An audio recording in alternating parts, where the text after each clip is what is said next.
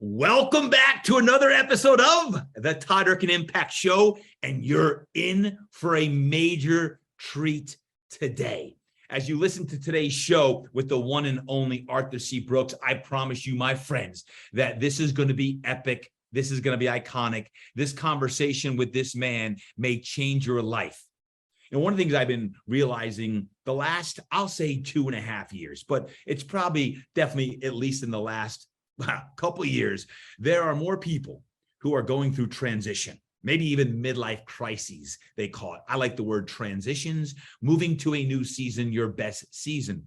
And the more people I speak with, clients, friends that are feeling empty, lost, frustrated, soul searching, swimming in a sea of ambiguity, all of these different things I've heard. And in many ways, in the last 2.5 years, I've gone through transition. And I share this on today's show and some of the transitions I've gone through from being a trainer and coach for 25 plus years and changing lives. Even when I started this podcast and now speaking more to global audiences and coaching in my mastermind and my God-sized dreams coaching program and the retreats, we've got the shift retreat coming up. There's been a lot of shifting and transitioning as I enter into a new season. And my hope is that the next decade, I can create more prolific impact. I mean, that's what transition's about. But can anyone relate when you're in transition? It's sometimes scary. It's sometimes hard to let go of either what you've attained and achieved, or you don't know if you're fully going to step into the self that you believed that you're going to step into, that doubt or the toxic thinking or the stinking thinking that you may have. Well, a few months ago, I had 3 different friends recommend in the same week that I read this book called From Strength to Strength by Arthur Brooks. From Strength to Strength, Finding Success, Happiness, and Deep Purpose in the Second Half of Life. And when I thought about that, the second half of life, like, I'm not even at the second half of my life yet, right? I'm like, I'm going to live to 110. I'm just in my early 50s now. But truth be told, certainly in the new curve of life that we're all in, we are all entering a new season of life. And correct me if I'm wrong, but we're all seeking a new rhythm, a rhythm where we find success and happiness and deep purpose, but most importantly, fulfillment. I've been talking about fulfillment for a while. I've been talking about shifts happen, right? Shift happens, the purpose of the retreat. But Arthur C. Brooks has a book on this. I actually first got the audio book and I'm like, whoa, this guy is speaking to me. He wrote this book for me. And then I went and got the book itself, From Strength to Strength. And I said even further, oh my gosh, this book is for me. Well, today I have the good fortune to share Arthur Brooks with you because I reached out to Arthur and his team. And I said, I really would love to have Arthur on the podcast. This is who we serve. And I believe there's a lot of people who are going to be helped. And hence, the message today is all about that. Now, check this out so he gets his due credit. Arthur Brooks's background. Arthur C. Brooks is a professor at the Harvard Kennedy School and the Harvard Business School, where he teaches courses on leadership and happiness. He's also a columnist at The Atlantic, where he writes a popular How to Build a Life column. Comes out every Thursday. Brooks is the author of 12 books, including the 2022 #1 New York Times bestseller, From Strength to Strength, Finding Success, Happiness, and Deep Purpose in the Second Half of Life. He speaks all around the world about love and happiness, giving more than 150 speeches and lectures per year in the US, Europe, and Asia. Brooks began his career as a classical musician, leaving college at 19 and performing with ensembles in the US and Spain. In his late 20s, while still performing, he returned to school, earning a BA in economics through distance learning. And at 31, he left music and earned a master's degree and PhD in public policy analysis, during which time he worked as a military analyst for the Rand Corporation.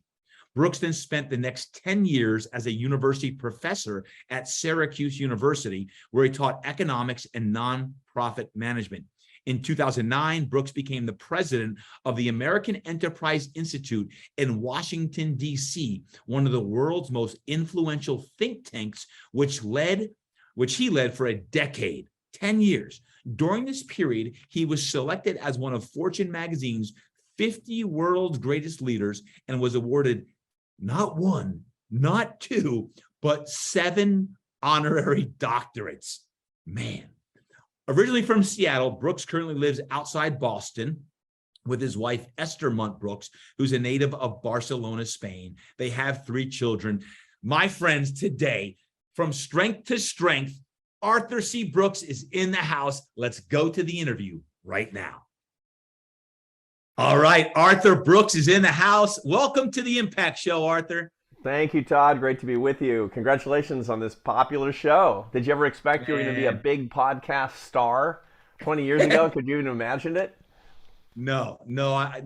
But I got to tell you, I am fired up for today. And before I dive into your book and I just shared all the great stuff you're doing, it's evident that you work out and that you're fit. I can see it. I see your social media.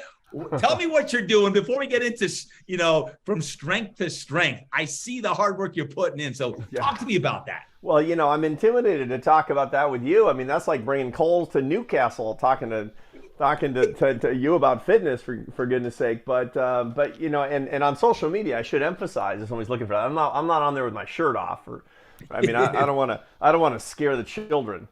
But the truth is that mind and body have to go together very critically. And one of the things that I've understood is that a scientist in the world of happiness is that fitness doesn't bring you happiness, but what it does is it allows you to manage yourself and to lower your sources of unhappiness, which is a non-trivial distinction. Happiness and unhappiness are not opposites; they're actually processed in different parts of the brain. But actual serious fitness is one of the best ways to manage your unhappiness. Everybody listening to us, if you have too much unhappiness in your life, which a lot of people do, it's very, very normal. Getting serious about your fitness is one of the best ways to do it. And it's you can make it as complicated as you want. But the basics of this are simple. 40% diet, 30% exercise, 20% sleep, and 10% everything else. I like it. I like it. There might be your next book, but no, that's your next book. You're the man on this. I'm just an amateur, but 10,000 steps a day and 60 minutes of lifting a day, and you can do a lot. Every day? You do every day? Wow.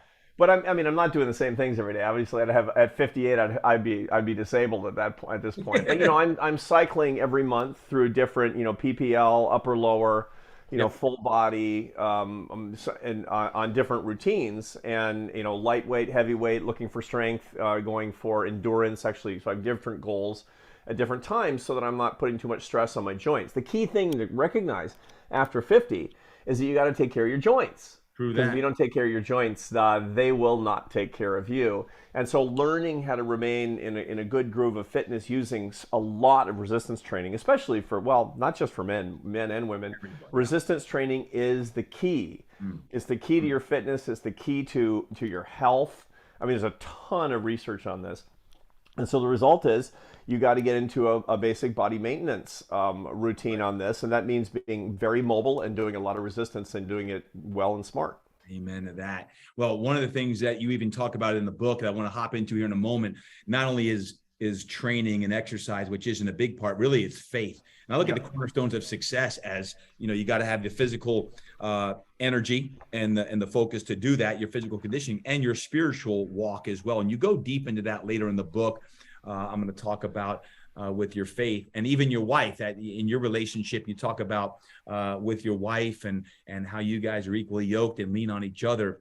But Arthur, a few months ago, I was recommended by 3 different people within the same week to read this book called From Strength to Strength, Finding Success, Happiness, and Deep Purpose in the Second Half of Life. I'm like, why do these same people keep encouraging me and recommending that I read this book? And they must have heard something in there, because From Strength to Strength, the first thing I did was I got the audiobook and I listened to the audiobook in about a day. And then I read the book in 2 days. And I'm like, oh my gosh, Arthur wrote this book for me. He wrote this book for me. And I know it's a #1 bestseller. I know hundreds of thousands of people have read it. But I want to say thank you, because the book speaks to me, and I know it's going to speak to our listeners today. We've got everything from kids to athletes to moms and dads to high performers and entrepreneurs who listen to the show. And I want to dive into the book because, man, it really has impacted me in the last couple months. And I want to say thank you for that. Well, thank you, Todd. That means so much to me. And in point of fact, I did write this for you. I offered this up as my act of brotherhood to, everybody, to men and women, every place that are thinking about how their lives are changing and can have lives of meaning and lives of impact. And they're a little worried because, nobody gives you a manual for that. And I thought, well, gee whiz, I'm a scientist, a social scientist. I work in the neuroscience and the social science of happiness. I got to put this to work in my own life and in the life of Todd Durkin and all of us out there. And I'm delighted to see that it's been helpful to you and to others. Well, I can't wait to share it. Talk to me about the beginning of the book. You share an experience that happened on an airplane. And I laughed and smiled because I'm on a lot of airplanes myself, like you. And it seemed like that was a big impetus for you even writing the book as well. Talk about that experience and how it impacted you. Yeah, well, right now I'm a professor at Harvard University. I teach at the Harvard Business School classes on the science of happiness. I haven't been doing this forever. Actually, until 3 years ago, I was a CEO of a nonprofit, but a very large nonprofit at the center of Washington, D.C. It's a very prominent think tank. Yep. Called the American Enterprise Institute. And it was a great gig. It was well compensated. It was very much in the public eye. I was working 80 hours a week, which, by the way, I'm not proud of that. I mean, there's a lot in my kid's childhood I missed as a result of that, which actually comes up a lot in the book. But, I started thinking about halfway through my time there. I was there, CEO for 11 years. Where is this leading? What am I going to do? I'm going to do the work and do it well and then start again. And then at some point, it's just going to end. Yep. I mean, what's the cadence? What's the goal? And I was thinking about this, and I was on an airplane. I was thinking about this in general. And one night I was on an airplane from LA to Washington Dulles. And it was late, and I heard this conversation behind me, dark plane, a couple, and I could tell it was a man and a woman. I could tell by their voices they were elderly. And the man was explaining to his wife that he might as well be dead. And his wife was trying to console him. Oh, it's not true. People still love you. People still. And he says, no, they don't. Everybody's forgotten me. And it was horrible. So I started thinking, who's the guy? The guy, obviously, is somebody who is not Todd Durkin. He's not bigger than life. He hasn't done everything he can with his entrepreneurial ability, his educational opportunity. Nah, he didn't. And now he's disappointed because there's no more chances and he's going to die sooner or later. But there's no more time left. And then the lights go on at the end of the flight, and we all stand up, and I turn around and I get a look at the disappointed old guy. And it turns out to be one of the most famous men in the world. This is a guy who's 20x what I've ever done with my life. He's rich, he's famous, he's beloved, he's not controversial, he's not some actor or politician. No, this guy is, he's a hero from the 60s and 70s and beloved. And I heard him spilling his guts to his wife that he might as well be dead. Now, by the time, we were walking up the aisle on that plane, everybody's like, oh, look. And the pilot stops him and says, you've been my hero since I was a little boy. And he was beaming with pride. And I thought, so which is the real guy? And then I thought, how can I not be the first guy? I don't want to be, 20 or 30 years from now explaining to my long-suffering wife, Esther, that I might as well be dead because everybody's forgotten me. There's got to be a better way if you're a big striver. And I went on from there and I started doing a little bit of investigation. And it turns out that guy's not so weird, as it turns out. There's a funny thing in the data that people, they break into two groups after 70. After 70, half the population gets happier and happier and happier, and the other half of the population gets unhappier and unhappier. And the people on the unhappy curve are disproportionately successful early in life. They're disproportionately high earners, well-educated, lots of power, lots of admiration. Now, after a little reflection, it kind of makes sense, right? If you're telling yourself, I'm number one, I'm number one, I'm number one, you can't live up to those expectations. And if you have a big party with your life, man, when it's over, you're going to know it. And so I thought to myself, is it inevitable? If I'm trying to, look, like you, I'm trying to take everybody listening to your show is a high performer because they're trying to max out their life. And that's really meritorious. Right. But that should not be a death sentence for happiness when you get old. And so my research for the next 8 years was dedicated to finding how to break that matrix. Actually, how you can be both successful and happy. And I figured it out. I looked at all the best data. I looked at millions of cases of people, and I found the group of people that were bigger than life during life and happier than ever when they got old. But they got to do a bunch of things that don't come naturally. That's the book. I sure hope you're enjoying today's conversation with Arthur Brooks. Matter of fact, we're talking a lot about transitions and shifting and what it's going to take for you to amp up your happiness and fulfillment and success in the second half of your life or the next curve of your life. I want to make sure y'all know about my upcoming retreat in October called the Shift Retreat. The Shift Retreat. It's here in San Diego, California, October 20th to the 23rd. And if you are in a state of transition and you're going through a time right now where you're doing a lot of soul searching, you're looking to reset, recalibrate, reignite, or maybe even reinvent yourself, welcome to the clubs, my friends, because what we're doing at the Shift Retreat is we are going deep. Matter of fact, some of the same principles that Arthur talks about in today's episode at the Shift Retreat, we're going deep over 3 days of everything from not only movement and exercise, but a lot of work on yourself, personal growth, because you can only go as far as you grow. And the Shift Retreat is dedicated to helping you be the best version of yourself as you shift from your old self into your new best self, and you establish a new rhythm in your life, and you surround yourself with some other fire-breathing dragons who are going to be fired up to be in that room at the Hilton Torrey Pines in the gorgeous San Diego, California, on the banks of the Pacific Ocean and the Torrey Pines Golf Course. You're going to want to be there. All you got to do, hop over to my website, toddurkin.com. Toddurkin.com has all of the information on the Shift Retreat. Let's get back to the interview now with Arthur Brooks. But remember, always, shift happens. I'll see you at the Shift Retreat here October 20th to the 23rd. Don't forget, sign up today. You have a lot of research in the book. Do you find this right now? It seems like there's a lot of people who are empty, broken, lost, uncertain, depressed, unhappy. I feel like there's so many people in this boat right now who are in search mode, that they're searching, and I'm not going to say the holy grail, but I'll say fulfillment. I'll say they're looking to step into the next best version of themselves. And I think that's why your book resonates so much with me. But I find that many of the discussions I have with some of my closest friends and clients are in the same boat that you shared, that you were in, that this gentleman was in. And it's not just guys, it's women as well. Right. And I don't know if it's the times we're in, but it's this searching mode. And do you find that there are a lot of people that are in this same boat right now that are? Absolutely. Now, there's lots that goes into it. You find that just in general, people are less happy they were in the past of all age ranges. You find that average happiness in the United States has been declining since the late 80s, and especially since the year 2000.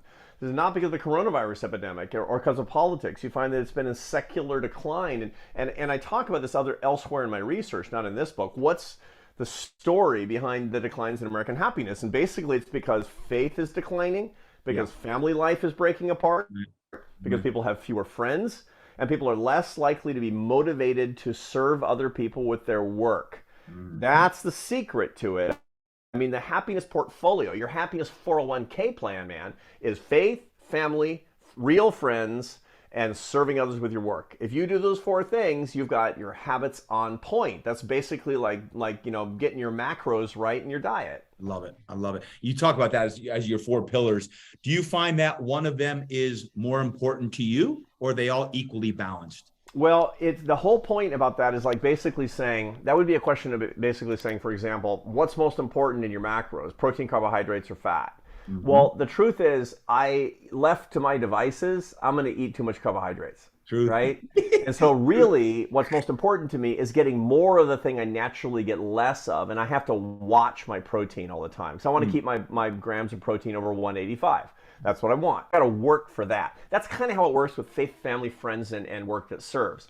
There's one that actually comes more naturally, or 2 that come more naturally to you, and you got to pay attention to the ones that don't, because you got to have this balanced, abundant portfolio across these. Now, I know the people who are listening to this show, you know what they're over-indexing on? Work. That's what they're over-indexing on. You know what they're under-indexing on?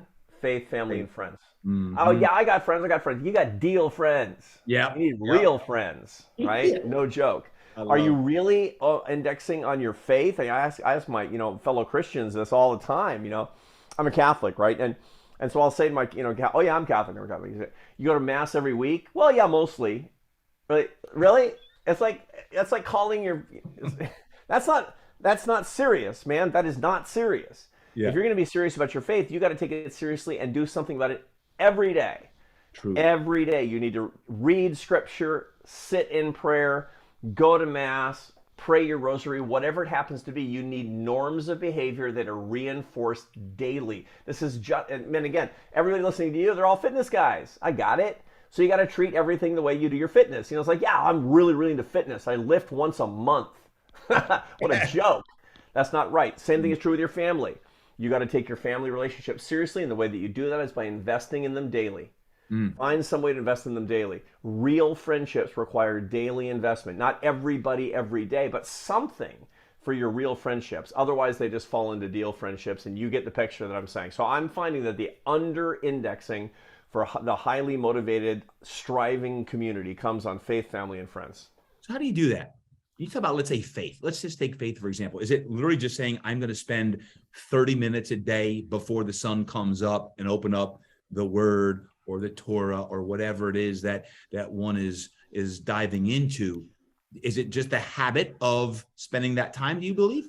Yeah, it's remarkably simple, actually. It's like anything else. It's what I always tell people again, yeah, I'm sure you tell your clients are like, I got to start getting into fitness. Okay, get started. You got to get started is what it comes to. And the key thing is, with anything else, you do it when you don't feel it. This is the mark of a committed person, is that they do things that they don't feel.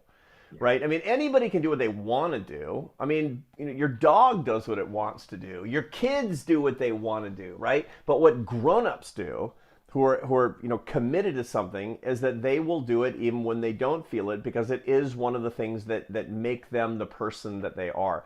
So what I recommend is very rigid. I shouldn't say rigid. That makes it sound like I'm dogmatic. But I'm talking about protocols that you'll treat with the utmost seriousness. Yep. So for me, I mean, it's easy because I'm a Catholic. I go to mass every morning.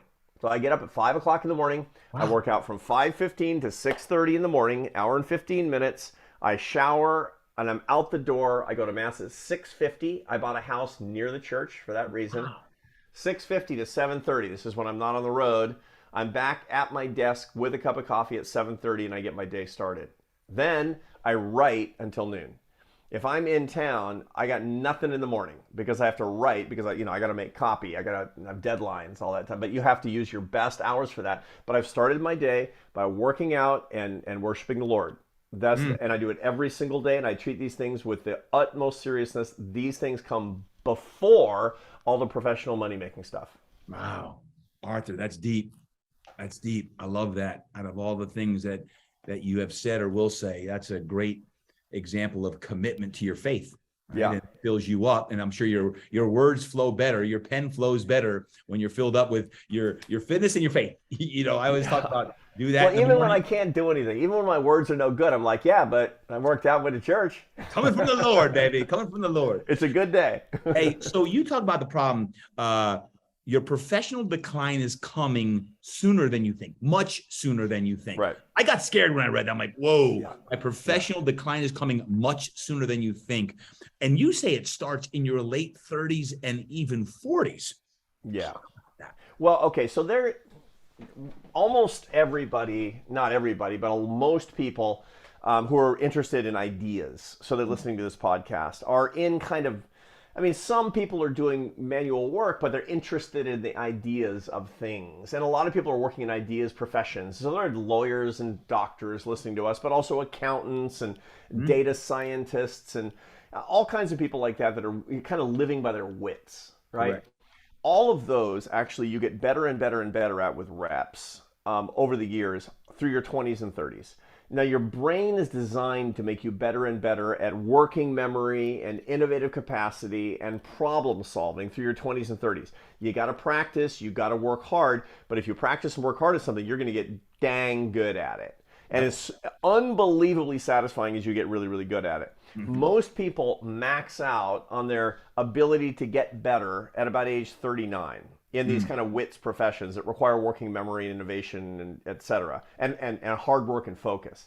Now, that doesn't mean they suck at it afterward. No. What it means is that they stop making progress the way that they used to. Now, nobody notices but them. But let me give you an example of what happens.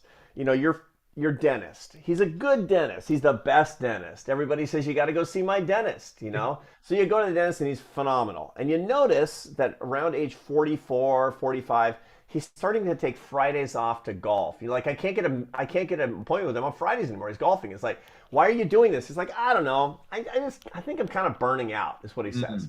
He doesn't know that what happened is he stopped getting better as a dentist some years before, and that's the root of most burnout. When you find yourself being a little tired of what you used to do, it's not because you're bad at it, you're still great at it, but you've noticed that you're not getting better. Progress is the essence of what makes people happy. People are wired for progress. And so that's actually what's happening. And you find that if you try to muscle it through, it's not going to work, and it's going to get harder and harder in your 50s. And I know people who are still trying to do what they were good at in their 30s and their 60s, and they're very frustrated as a result of that.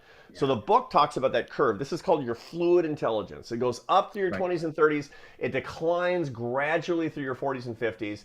It's in free fall in your 60s. Now, that doesn't mean that your life is over. It just means that your strength, your first strength, is in decline sooner than you think.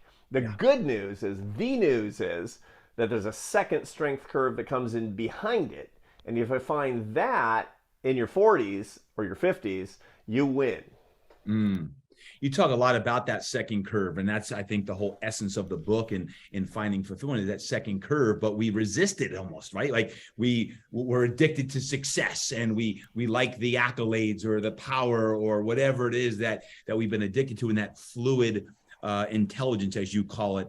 When you think about crystallized intelligence and you start speaking about wisdom and teaching and mentoring and giving back, right? These are all parts of your second curve. How do you confront the fear of the decline of like the fluid intelligence to crystallized intelligence, the fear of decline, like, oh shoot, can I not do what I was doing when I was 35? Can I not, in my case, can I not keep up the same pace that I was at 35? Or is that real? And I have to graduate to the second curve and do it quickly, where I'm coaching more and mentoring more and doing more of what is filling my soul in my early 50s now. Yeah, so you're talking about the natural strength of the second curve. The first one was, remember, fluid intelligence, which is a decline in your 40s and 50s. Your crystallized intelligence curve, that second strength curve, is increasing through your 40s and 50s and 60s and stays high in your 70s and 80s, and as long as God gives you your marbles. That's the curve to jump on. Now, remember, the first one is working memory and innovation and focus. The second curve is your wisdom curve. It's your ability to teach, your ability to explain, your ability to see patterns that the young cats can't see because they don't have that much experience. It's your ability to synthesize ideas and bring ideas together in ways that are really, really clever. You're not as good as coming up with the original ideas, but when other people have original ideas, you can knit them together into a coherent story that actually means something. That's the reason that the best professors at my university, the most highly rated professors, are over 70. It's not because they're like, the kids are really charitable at Harvard. There's no charity at Harvard. Are you kidding me? It's like dog eat dog. But they're like, I understand this guy. This guy's great. This guy's super entertaining. That's because he's seen everything in the world. He's got the New York Public Library in his head, and he knows how to use it. Yep. He's not going to come up with a sparkling brand new idea, but he knows everything out there. And that's actually what we all are. Now, there's a lot of people, like, you pal around with all these famous athletes, and so you know Drew Brees, for example. That's cool. Drew Brees doesn't think that he's going to be an NFL quarterback at 63. Because he's not in la la land. Now, to begin with, his knees wouldn't support it. He can't do that physically. But what can he do? He knows perfectly there are two big things he's going to be able to do, which are commentary and coaching. He's going to be really, really good at that because He knows everything, and he's going to be able to use that. Now, what he doesn't know, because most people don't know this, is what I write. Well, the reason I wrote the book is that you're naturally good at that. You're better at that. It's not just something you got to settle for. On the contrary, this is your bonanza. And if you get on that second curve of coaching, of crystallized intelligence, which is wisdom, of teaching, of mentoring, of bringing people together with their ideas, you'll be way happier than even you were on the first curve, because the second curve, the wisdom curve, is the service curve. And that's how we're wired. How do you give it up? How do you give up the, right? Like that's the $1 million questions. And it's just Drew, but anyway, like, how do you give up what made you who you were, in the sense of the fame or the money or the things that the feedback you got from the thousands or millions of fans? How do you give that up and really embrace the significance that you're doing in the second curve? Or is that the struggle that we need to learn to sink into? You talk about confront your fears. Yeah. Is that where the muckiness is that we have to learn? That's where your strength lies. Yeah, the more that we get these worldly rewards, money, power, pleasure, admiration of other people, the more that we become addicts. And it's like, this is mainlining methamphetamine, man. I mean, that stuff these are drugs, and highly addictive drugs at that. And one of the things that I talk about in the book is that they actually, they stimulate the dopamine pathways. Dopamine is a neuromodulator that lies behind all addictions. Literally methamphetamine addiction or gambling addiction, terrible things like pornography. All these things, they have dopamine in common. Is the reason that people can't get unhooked from them. But success addicts who have a lot of money, power, pleasure, fame, these are people that get these rewards from who they are as people, and they can't de-addict themselves unless they have a lot of knowledge and a lot of will. They also need a lot of love in their lives. And the reason I wrote the book is so that, all my fellow success addicts out there, they can go from one strength to the other strength. Because, man, if you don't jump, the world's going to push you. Yeah. And if you don't jump onto that second curve, who knows where you're going to wind up? Yep. It's not going to be good. You got to do this. You got to do all this stuff on purpose. Yeah. I, Todd Durkin, am a recovering success addict. Hi, Todd. It's the truth, though. That's, I think, what resonates so much. And I think people who are listening in, you're like, man, you talk about transitions. As a matter of fact, I'm reading here 195, worry, stress, and anxiety were linked to higher meaningfulness, but lower happiness. In the book, Meanings of Life, you talk about the psychologist Roy Baumeister argues that when you find meaning, life seems more stable. Perhaps paradoxically, suffering during transitions can create the meaning in life that imposes a sense of stability over subsequent transitions. This, you say, is one of the great consolations of aging and seeing a lot of change. Transitions. Yeah. Transitions. Arthur, you went through a transition, 10 years at a think tank, and you raised millions of dollars. What was the transition like for you to get through that, to go into the unknown? You took success, good money, you got, you're dealing with politicians and everything you're dealing with. What was that? Why did you go through that transition? Was it time to move on in your life, and you knew that in your heart of hearts and you prayed about it? Talk about that, because I'm interested in how that happened. I wrote this book. I knew that I could tell something was up.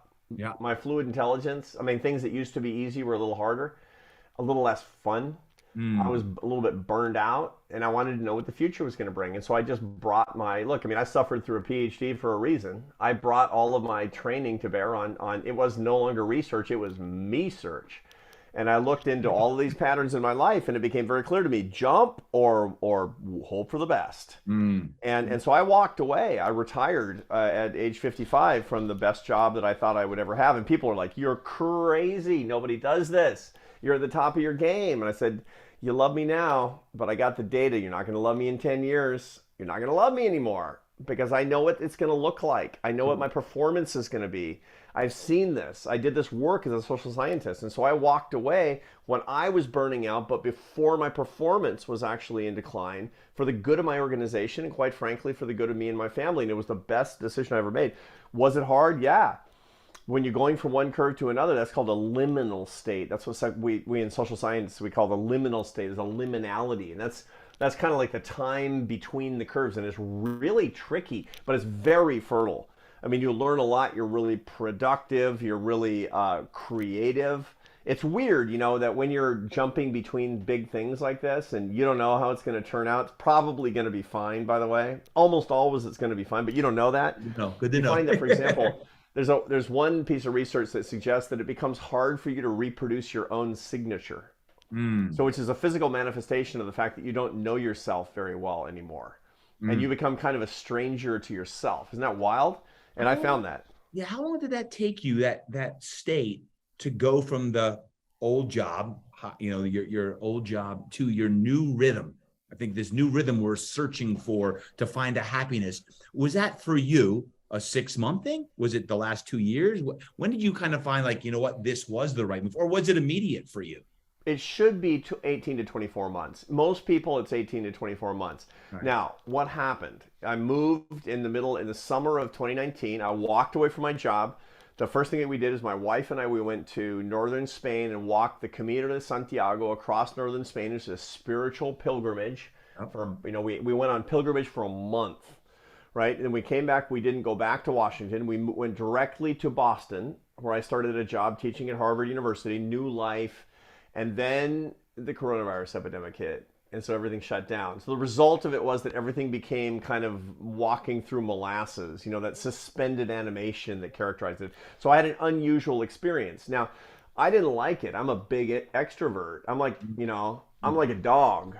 It's brutal. I'm with you. Yeah, I mean, they're the cats, the introverts out there, that it was okay. The cats are like, yeah, let's just like keep this going forever, right? But the dogs are like, let me out of the house, let me out of the house, let me out of the house. Now, what happened? I got a whole book written. I got a whole new product line started of this leadership and happiness, this happiness science stuff that touched a lot of people. So it was incredibly fruitful, but it was very frustrating. The result was what should have been 18 to 24 months for me was really 3 years before I found my footing, I have to say. But it was, let's just say, extenuating circumstances. Okay, good. So I got another year to go.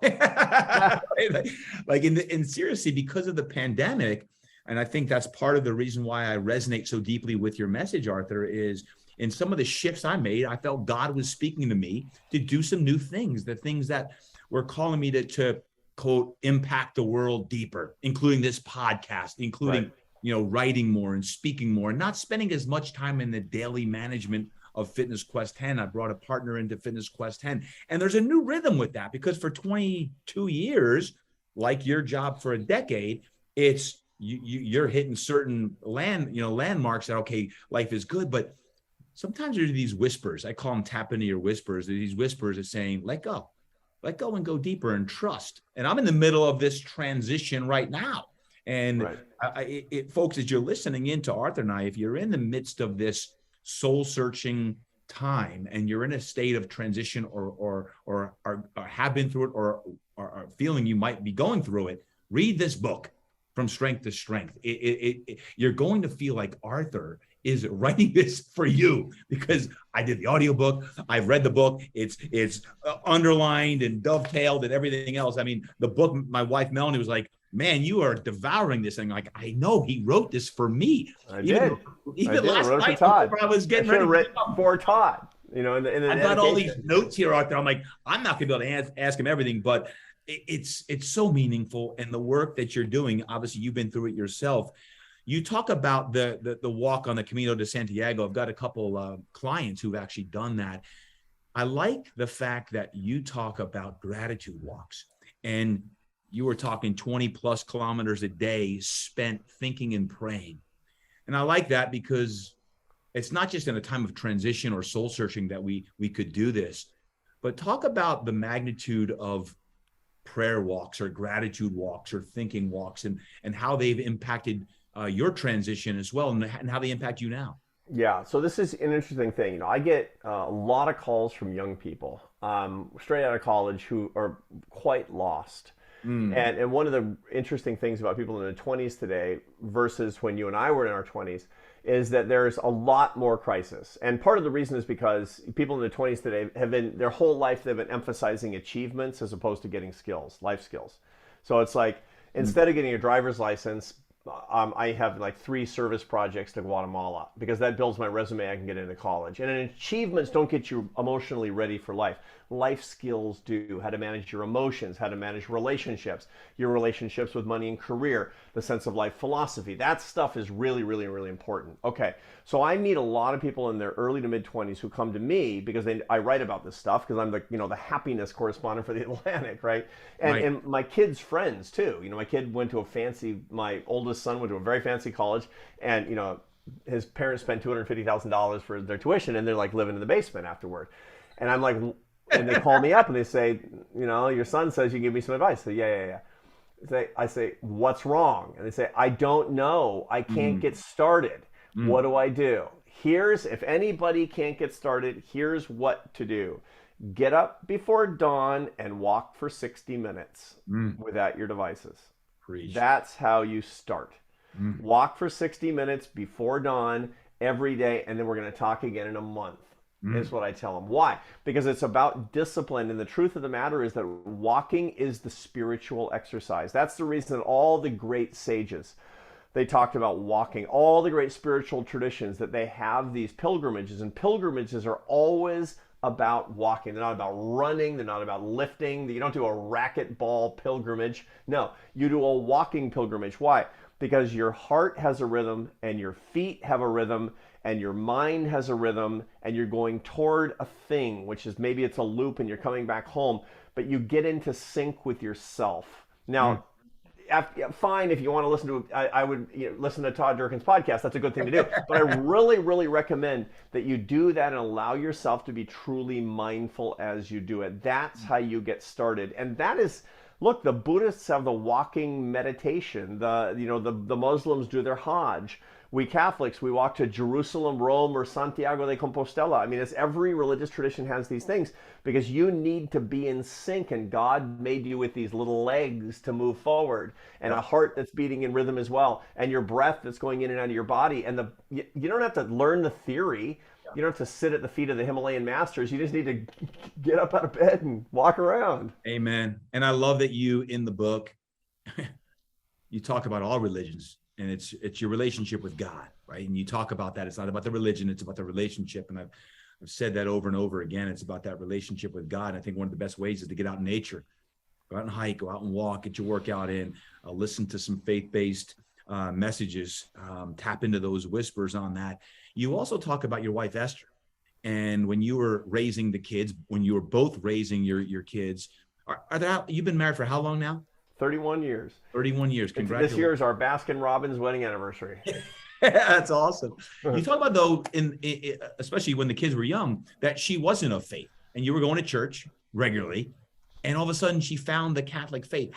How did that happen? Or was it a act of God? Like, I was curious how all of a sudden now she's leading you. You say she's like giving you scripture and you're leaning on her. How did all of a sudden did that happen?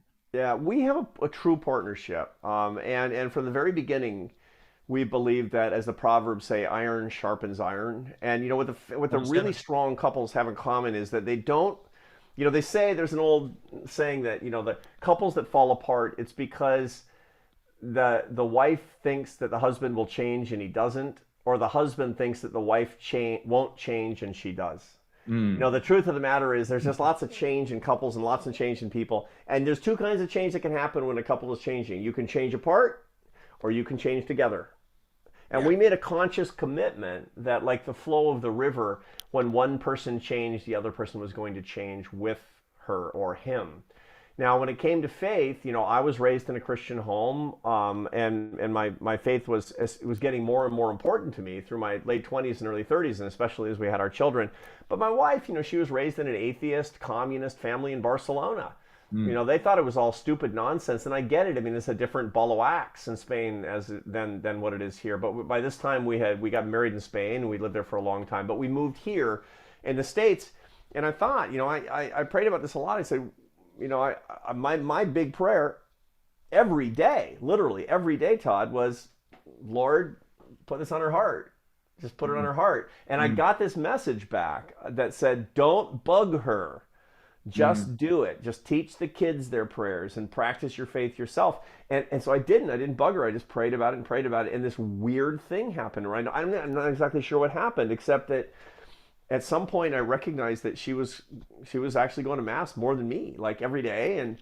and she was reading scripture, and then pretty soon there's a bunch of ladies in our house studying Catholic doctrine, and pretty soon we had a Bible study going in our house, and now she's actually in graduate school for sacred theology, and she knows a heck of a lot more than I do, and she's my guru, man.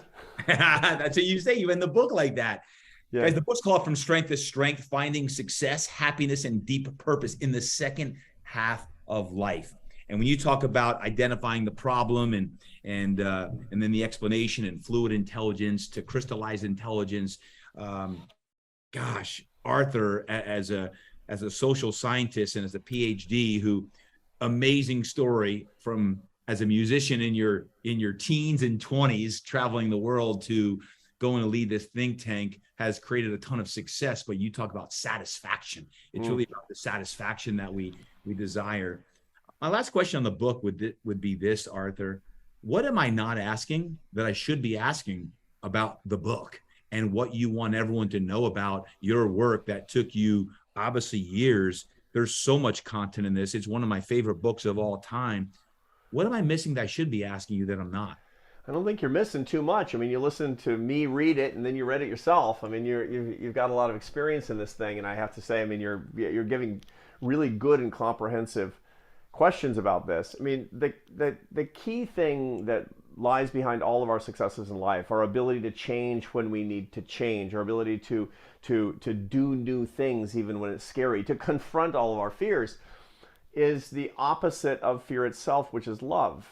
And this is the theme that I hope actually goes through the book, because it's the theme that we actually need to see going through all of our lives.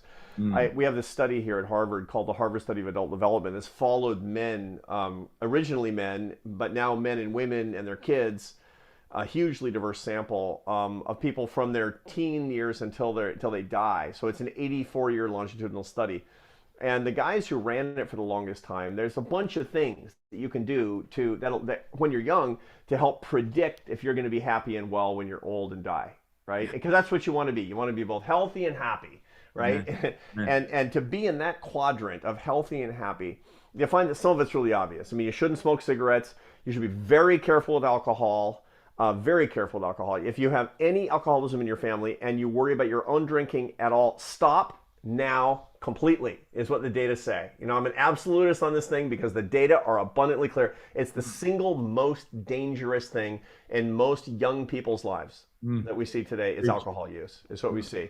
That you should exercise in non-crazy ways, and you should have a good balanced diet. No yo-yo dieting, no orthorexia, no, obsession with your body, none of this, don't be naked on Instagram. Just take good care of yourself. That's number 1, 2, 3, and 4. Okay, then 5, 6, and 7 are a little less obvious. Number 5 is that if you're a worrier and you're a ruminator, you need to take care of that. You need to learn how to deal with life's inevitable problems without having it freak you out. And it's like, I know some people is like, I don't care. That's not it. But a lot of people are just freaked out all the time about normal things because life is full of problems. You need to know how to deal with life's problems. That's number 1. Number 2 is you need to keep learning for the rest of your life. True. Okay? So walk for an hour a day, pray for an hour a day, read for an hour a day, or work out. Whatever. Yeah. But then the last one is the most important. The last one is you need to make lifelong, enduring, intimate relationships with people that you know and trust, and people who care about you. And that means, and these relationships can be transcendental with God. These relationships can and should be familial. You don't pick them. The ties that bind you don't break. You didn't choose, and God knows you wouldn't choose them in a lot of cases. But those are your 2 a.m. phone calls. Right? I mean, your buddy at work is going to be like, what are you calling me for? It's because I'm really sad. Like, what's wrong with you? No, your mom will take the call. Cultivate those relationships. Keep those relationships fresh, even if you don't like those people all the time. And then number 3 is real friends, not deal friends. Okay? Yes. Last but not least, this means you need to be serious about your romantic life. You need to be serious about the relationships, the lifelong relationships that you have. I write about this all the time for young people, and I write about it as a social scientist. I don't write about this as a Christian guy or as any traditionalist at all. But I talk about these things that people are doing wrong. I mean, you need to have a startup marriage, not a merger marriage. You need to find lots of complementarity. There's a whole bunch of rules that I write about on how to do this, but the bottom line is you need, if you can, and not everybody has to do this to be happy. I mean, really, really close platonic friendships can fill this role as well, but for most people, it's a marriage that's good and can last. Why? Because this last law is the most important law, and if there's one thing to take away from my book, no. There's one thing to take away from all of my research and all of my work is that happiness is love, full stop. You need more. Oh, mic drop moment. Arthur Brooks in the house. Arthur, if someone wants to read those, are those articles the ones that are in the Atlantic every Thursday? Yeah, exactly right. So the Atlantic.com is the call is called How to Build a Life, and my podcast is How to Build a Happy Life, which is now in its third season. Those episodes are going to start dropping in October. But the How to Build a Life column is 1,500 words of the science of happiness written in a way that human beings can use it and read it and absorb it and teach it and share it with other people. So read it and share it and love each other abundantly. That's all I can say. And guys, you always hit me up on Instagram. Follow Arthur Brooks. Is it Arthur Brooks or Arthur C. Brooks on Instagram? On Instagram, it's Arthur C. Brooks. Yep, guys, follow him. He goes on and he talks about he's going to be writing about in his column for the Atlantic. He's talking about life. He's talking about these principles that he shares in From Strength to Strength. Follow him on that.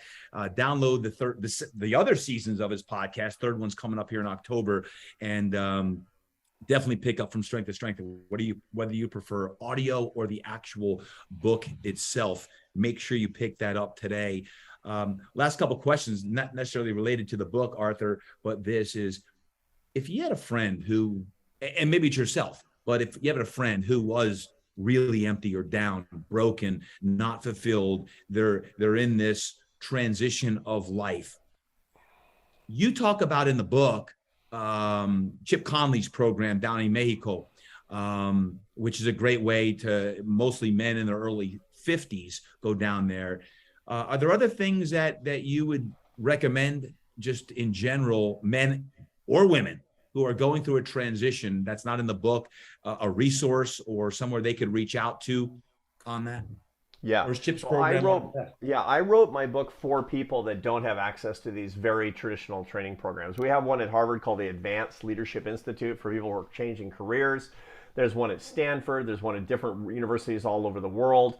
You can, and by the way, you can start a kind of a pro group among people that, your buddies who are having the same set of issues, and, start, wire your batteries together. Benjamin Franklin did that. He called it his Junto, is the whole thing. And if you want, the way to get it started is, read my book with your 5 closest friends who are going through a time of transition in their lives, and then put a strategic plan together on how to get it done. Do it formally or do it informally, but get started, because you'll be further down the line no matter what if you get started earlier. And guys, there's some great resources there. Many of you know, in October, I've got my big shift retreat coming up. Check that out. We've got about 100 or so people that are going to be at the retreat. This is one of the topics in shifting into your best self on that. And we're going to have everything from 20-year-olds on up to 60-something-year-olds in the room at the shift retreat. So you're going to want to check that out as well. Arthur, this is the Impact Show podcast. And to me, impact is legacy. Impact is significance. Impact is all about living with passion and purpose. Right now, for Arthur Brooks, impact, what does that mean for you? And what are you doing in your life that is most significant? So when I left as a CEO, and I thought, what am I going to do? And I decided that I was going to write myself a new mission statement. And here it is.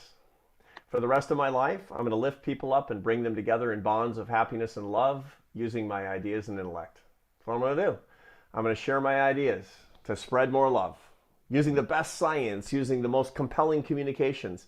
Why? Because impact for me is lifting you up, Todd, and lifting up your audience. That's impact for me, is more love for your audience. And if we did that today, then I'm living my mission. Brother, thank you. Thank you for being the man you are and the transitions that you've been through and all of life that you share so eloquently. I appreciate this new friendship. I thank you for what you're doing. I can't wait for the next upcoming works that are going to be out there in the Atlantic and future books after already written 12 books. This one certainly is powerful. So thank you, Arthur Brooks, for being here today, brother. Thank you, Todd. Appreciate you. Wow. Oh, wow. Arthur C. Brooks, From Strength to Strength, Finding Success, Happiness, and Deep Purpose in the Second Half of Life. I was recommended to read that book months ago. And I finally, when I got into the book, you hear it over and over again, and you finally dive in. It was so great to connect with Arthur. I reached out to him and his team, and he got right back to me and said, I would love to. And I just think about right now, the place that so many people are in. Maybe you're in this phase. I know I have experienced this certainly over the last 2.5 years, is transition into your next best self. And when he talks about the second curve of life, the crystallized intelligence, it's not always comfortable.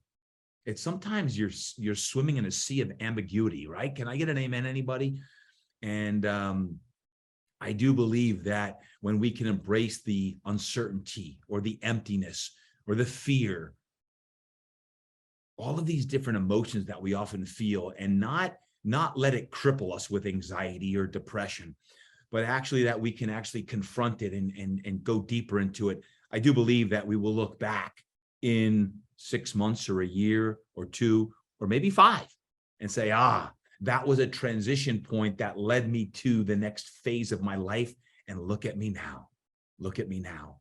And my friends, today here on the Todd Durkin Impact Show podcast, I so loved this interview with Arthur Brooks and this conversation with him. I hope you enjoyed it too, because it was more of a conversation he and I were having.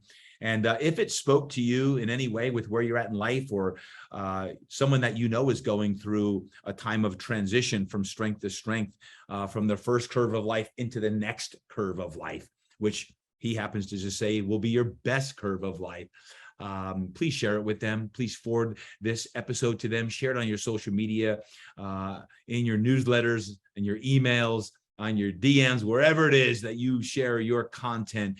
Please share this episode. And don't forget, as always, to give us a 5-star rating, and make sure you write a review. It really helps us. And Arthur Brooks, a professor at Harvard and a social scientist doing so many amazing things in the world, an honor to have him on today's show. Make sure you subscribe to the Todd Durkin Impact Show. And until next time, remember, train hard, eat right, live inspired, and create impact today.